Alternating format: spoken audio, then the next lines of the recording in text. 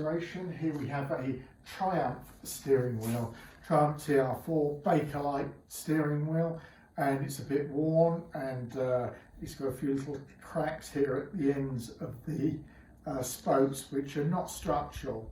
We're probably just going to tidy up these cracks and recoat the wheel. It's a sort of an economic job, so we're going to redo the splits there and recoat the steering wheel. We have got a mould, we could recast it, but this one there's no necessity. Triumph TR4. Pull for a steering wheel restoration. Here we have a Triumph TR4 steering wheel.